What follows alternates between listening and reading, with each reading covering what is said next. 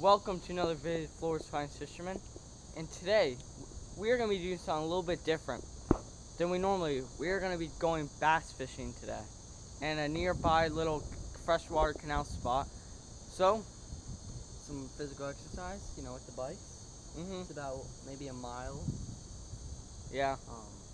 And it's in the middle of the woods, so, the ride's going to be boring, but you'll see us when we get there. And my plan for today is to catch, what's your plan? I want a 6-pounder, 7-pounder. Yeah, that would be nice. We got the scale in the backpack. So we gotta weigh them. Let's just get into the video, I guess. Well, see you when we get to the spot. Alrighty, and we're here. We've arrived at the spot. We haven't been here in a few months, so I'm not sure what it looks like.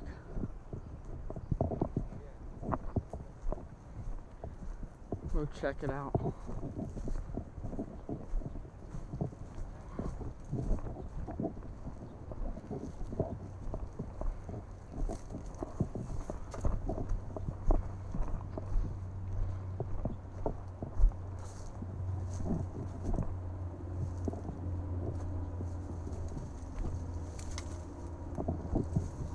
Somebody's been here. I see a stinking lawn chair. That's pretty cool.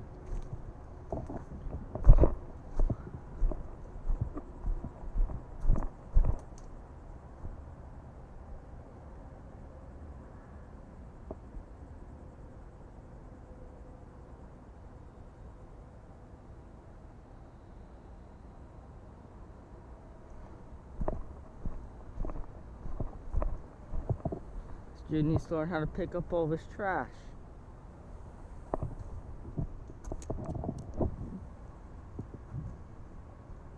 Wow, that's pretty good.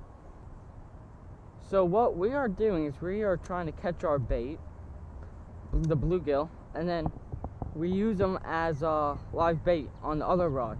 Some people might say it's cheating, but it's not cheating, it's just smart. It's just catching, just using what they eat in the wild, that's all. So what we are trying to do, catch them. Oh, that's a nice one. Took the bait.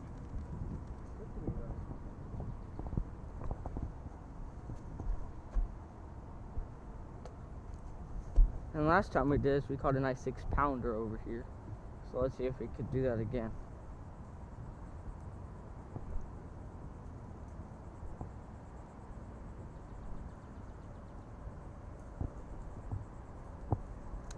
Super simple, just all you need is a bobber, tiny hook. I use ballyhoo hooks to catch them, and then just cast it out there.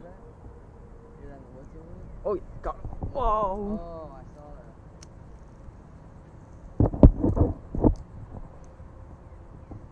There's a lot of wildlife over here. A lot of gators back here. Yeah, him too. It's all part of the fun. Wow, that water's really warm. That's good. Means the bass will be active. Yeah, you got that. I know a lot of people say you catch bass in mostly when it's overcast or shady. But I've done better and sunny when it's sunny out than when it's shady. A lot of people. Don't ever question my authority.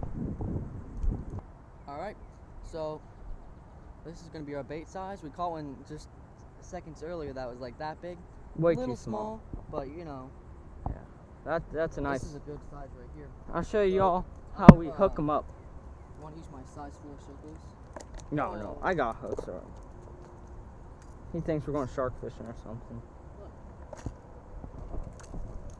These ones right here. These aren't circles or octopus, but No, I got the stuff. what size you thinking? Right here. So we just take a normal bass worm hook just like that. Smell this, dude. It smells little. Smells. Smells good, like like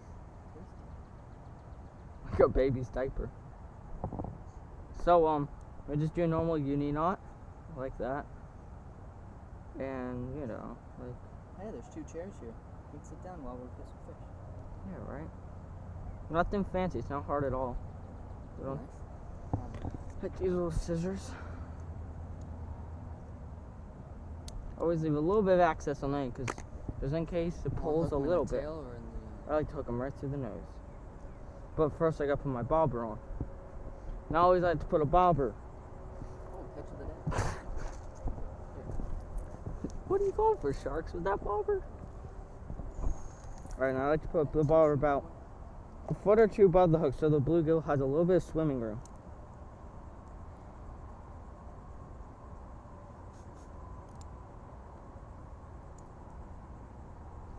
I never use bobbers except for when I bass fish.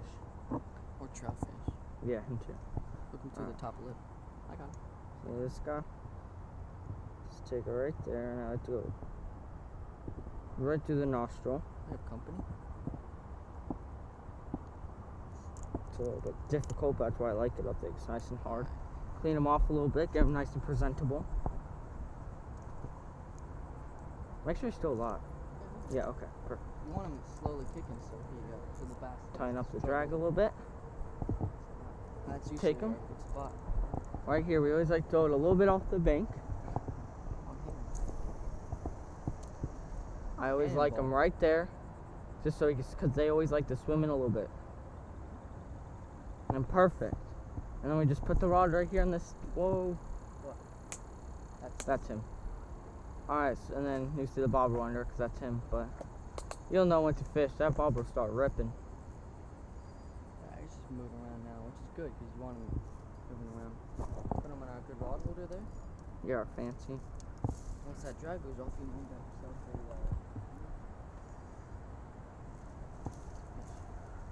You'll know when to fish because that drag will make a little go. live well. So let me get my knife and hands The only annoying part, sometimes they'll get stuck in the weeds, so to constantly reel up and check. But it's pretty weedy over here, but I don't think we'll have that problem right now over there.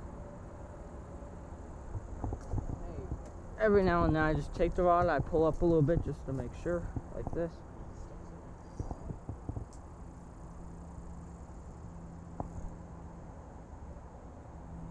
See? He got stuck in the lily pads a little bit.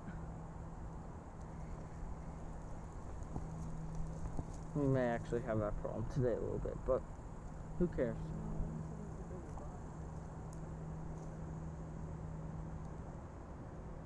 Where's the bigger bobber? What? And then when you don't want them to get stuck, you just give them the bigger bobber. And when you don't The shark bobber. Shark bobber? Shark fishing one. Bobber's meant for anything bigger than a blue.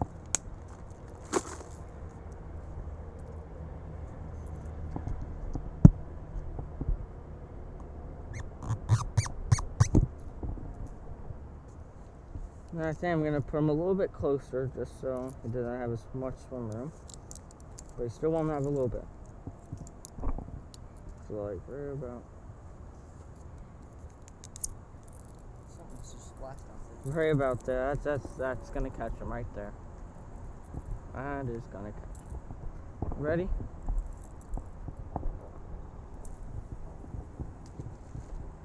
Perfecto. We'll leave him right there. He can do his little thing, you know, struggle a little bit. That's about it.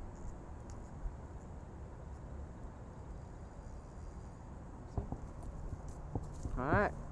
We'll get back to you guys when we get a nice fish on. So what I'm going to be throwing while waiting for the, the bigger rod to go off is this little shad looking thing. I hope they go after it on this bait caster. So I'm just hoping for the best. Alright.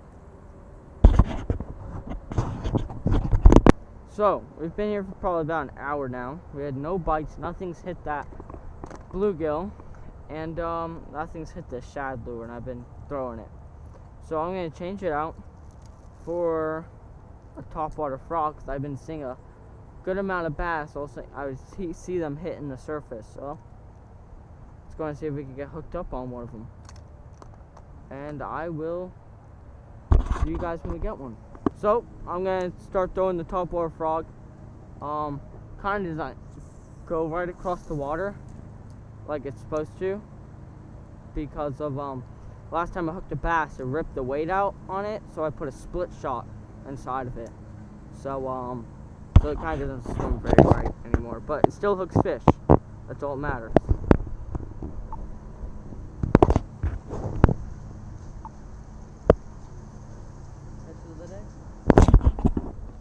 Well, we didn't get much today. We couldn't seal the deal. Nothing bit. And like, at least we got some bluegill. But you can't win every day. That's why they call it fishing, not catching, you know? Exactly. Yeah. You just don't give up. Maybe we'll come back tomorrow and we'll see what happens. Alright, sounds good. See you.